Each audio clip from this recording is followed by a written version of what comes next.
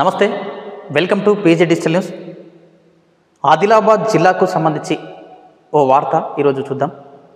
ఆదిలాబాద్ జిల్లాలో అమాయకపు ప్రజలను మోసం చేస్తూ భూ కబ్జాలకు పాల్పడుతున్నారు ఈ భూ బకాసురులు. తెలంగాణ రాష్ట్రంలో ఓవైపు భూ కబ్జాదారుల సంఖ్య పెరిగిపోతుంటే ఇటు ఆదిలాబాద్కు కూడా విస్తరించింది. అది ఆదిలాబాద్ జిల్లాలో కూడా అమాయక ప్రజలని టార్గెట్ చేసుకొని కొంతమంది భూ కబ్జాలకు పాల్పడుతున్నారు. దీనికి సంబంధించి దిశ పేపర్లో ఓ ప్రధాన వార్త ప్రచురితం కావడం జరిగింది. ఒకసారి చూసే ప్రయత్నం చేద్దాం. అక్రమార్కులు ఆదిలాబాద్ జిల్లాలో బయటపడుతున్న భూ కబ్జాదారులు నకిలీ పత్రాలు సృష్టిస్తూ అక్రమంగా రిజిస్ట్రేషన్, నష్టపోతున్న అమాయక ప్రజలు, అక్రమాల్లో అధికారుల పాత్ర ఎంత, పంజా విసురుతున్న పోలీసులు. ప్రతి పేద మధ్యతరగతి వ్యక్తికి జీవితంలో ముఖ్యమైన ఘట్టం ఒక స్థలం తీసుకొని సొంతింటి నిర్మాణం చేసుకోవడమే. దానికోసం వారు తమ సగటు జీవితం అంతా కష్టపడి సంపాదించుకున్న డబ్బుతో స్థలం కొనుక్కొని ఇల్లు నిర్మించుకుందామని కలలు కంటుంటారు. కానీ కొంతమంది రియల్ వ్యాపారులు, భూ కబ్జాదారులు వారి కలలను కళ్ళ చేయడంతో కష్టాలు తప్పడం లేదు. సొంతింటి నిర్మాణం కోసం ఒక్కో రూపాయి జమ చేసుకొని వారి దగ్గర స్థలం కొంటే చివరికి వారు ఇరకాటంలో పడుతున్నారని చెప్పి కూడా ఒకసారి చూపించే ప్రయత్నం చేస్తా.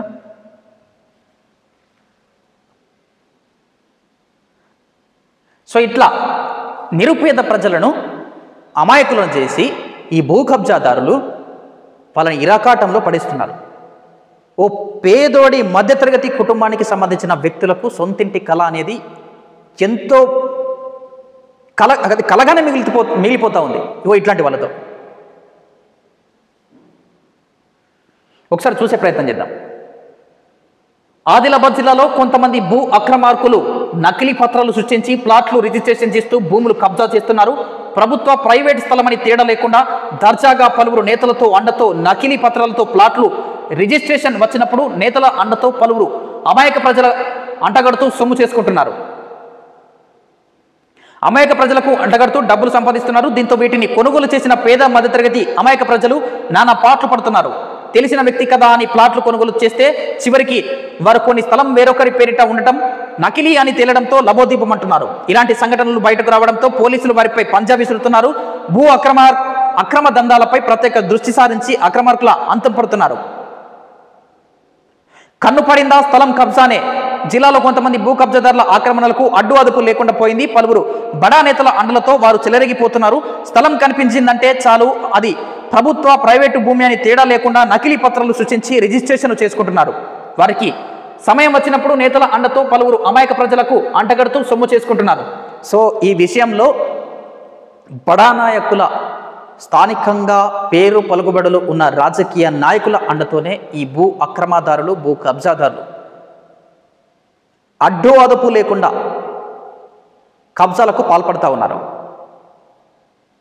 పోలీసులు అయితే ప్రత్యేక దృష్టి సారించారు. కానీ మరి వారిని బయటపెట్టడం, ఈ భూ కబ్జాదారులను ఎట్లా అరికట్టాలి? ప్రభుత్వం ప్రత్యేక దృష్టి సారించాలి. పోలీసు యంత్రాంగం మరింత పటిష్టంగా వీరిపై కన్ను వేయాలి. లేదంటే అమాయక ప్రజలు ఇట్లా నష్టపోతూనే ఉంటారు. వాళ్ళంతా పై స్థాయికి ఎదుగుతూనే ఉంటారు. అక్రమార్కుల్లో అధికారుల పాత్ర ఎంత? ఇలాంటి అక్రమ వ్యవహారాల్లో సూత్రధారులను అరెస్టు చేసి జైలుకు పంపడం హర్షణీయం. అయితే ఈ వ్యవహారాల్లో రిజిస్ట్రేషన్, తహసీల్ పరిపాలన సహా ఇంకొన్ని శాఖలలోని కొందరు అధికారులు, సిబ్బంది పాత్ర తప్పక ఉంటుందన్న ఆరోపణలు వినిపిస్తున్నాయి. వీరి సహకారం లేకుంటే అక్రమార్కులు అంత సులువుగా నకిలీ పత్రాలు ఎలా సృష్టిస్తారని వాదనలు వినిపిస్తున్నాయి. కరెక్టే కదా. భూ కబ్జాదారులకు అధికారుల అండ లేకపోతే వారు నకిలీ పత్రాలు ఎట్లా సృష్టిస్తారు? ఖచ్చితంగా అధికారుల పాత్ర ఉండే ఉంటుంది. ఇట్లాంటి వారిపై పర్యవేక్షణ పెరగాలి. ఏ శాఖలలో ఎంతమంది అవినీతి అధికారులు ఉన్నారో వారిపై ఖచ్చితంగా చర్యలు తీసుకోవాలి వెంటనే. పేద ప్రజలు నష్టపోతూ ఉన్నారు.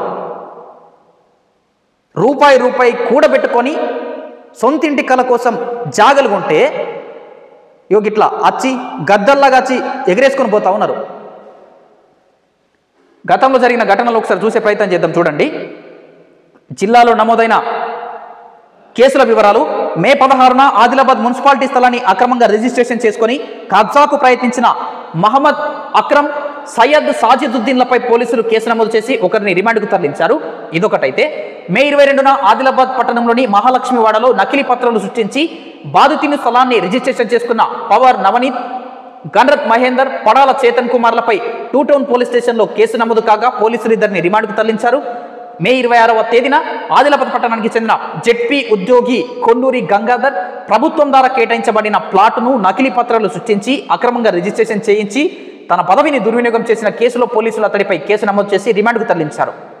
ఈయన జెడ్పీ ఉద్యోగి కూడా, ఉద్యోగులు కూడా ఇందులో ఇన్వాల్వ్ కావడం ఎంత బాధాకరం. జీతాలు సరిపోవడం లేదేమో మరి ఇవరికి. మే 26న మావల పోలీస్ స్టేషన్ పరిధిలో పట్టణానికి చెందిన సజ్జారపు లక్ష్మీనారాయణ అనే వ్యక్తి నకిలీ రిజిస్ట్రేషన్ పత్రాలను సృష్టించి ఒకే స్థలాన్ని ఇద్దరు వ్యక్తులకు అమ్మి మోసం చేసిన కేసులో నిందితుడిని పోలీసులు అరెస్టు చేశారు. ఇవన్నీ కేసులు కూడా పోలీసులు కేసు నమోదు చేసి రిమాండ్కు తరలించిన తర్వాత మనకందిన సమాచారం. మనమే సొంత ఎజెండాతో చెప్పడం లేదు. ఇవన్నీ కూడా స్వయంగా పోలీసులో ఇన్వాల్వ్ అయి కేసులు నమోదు చేసి వీళ్ళందరినీ కూడా రిమాండ్కు తరలించారు. ఇవి దొరికిన దొంగలు మాత్రమే. ఇంకా దొరకని దొంగలు ఎంతమంది ఉంటున్నారో మరి. రాజకీయ నాయకుల అండదండలతో ఇంకెంతమంది ఉన్నారో పోలీసుల నిఘా ఇంకా పెరగాల్సిన అవసరం ఉంటుంది. ప్రజలంతా కూడా అంటా ఉన్నారు ఇంకా చాలామంది భూ కబ్జాదారులు ఉన్నారు, ఖచ్చితంగా వారిపై చర్యలు తీసుకోవాలని చెప్పి కూడా. అక్రమార్కుల ఆటలు ఇంకా సాగవని ఆదిలాబాద్ ఎస్పీ అఖిల్ మహాజన్, అక్రమార్కుల ఆటలు కట్టడి చేస్తున్నాం, అక్రమ రిజిస్ట్రేషన్లు, ప్రభుత్వ స్థలాలపై కబ్జా చేయడం, ఫేక్ డిపెండెంట్ సర్టిఫికేట్లను సృష్టిస్తే ఆస్తులను కబ్జా చేయడం వంటివి చేస్తే కఠిన చర్యలు తీసుకుంటామని, నకిలీ పత్రాలను సృష్టించి ప్రభుత్వ యంత్రాంగాన్ని మోసం చేయడం, ఇలాంటి చర్యలకు పాల్పడిన వారిపై జిల్లా పోలీసు యంత్రాంగం ఇప్పటికే కఠిన చర్యలు తీసుకుంది. కబ్జాదారుల పట్ల కఠినంగా వ్యవహరిస్తూ వారిపై కేసులు నమోదు చేస్తూ జైలు పాలు చేస్తున్నాం. ప్రజలన్నీ పత్రాలను సరిచూసుకున్న తర్వాతే రిజిస్ట్రేషన్ చేసుకోవాలి. అధికారులు కూడా సూచిస్తూ ఉన్నారు. ఒకవైపు అధికారుల పర్యవేక్షణ కొనసాగుతున్నప్పటికీ కూడా ప్రజలు కూడా కొంత చైతన్యంతో ఉండాలి. రూపాయి కూడబెట్టుకొని ప్లాట్లు కొంటూ ఉంటారు కదా, మరి చిన్న ఆలోచన చేయరా? ఎంత ఆలోచన చేయాల్సి ఉంటుంది? నకిలీ పత్రాలా, అవి సరైన పత్రాలా కావా, వివరాలు సేకరించడము, తెలుసుకోవడము, ఇవన్నీ తెలుసుకున్న తర్వాతే సామాన్య ప్రజలు కూడా సంబంధిత ప్లాట్లను కొనుగోలు చేయాలని చెప్పి కూడా అధికారులు సూచిస్తూ ఉన్నారు. సామాన్య ప్రజల అజాగ్రత్త వల్ల వారి అమాయకత్వాన్ని ఆసరగా చేసుకొని ఇగో ఇట్లాంటి భూ కబ్జాదారులు తెగ రెచ్చిపోతూ ఉన్నారు.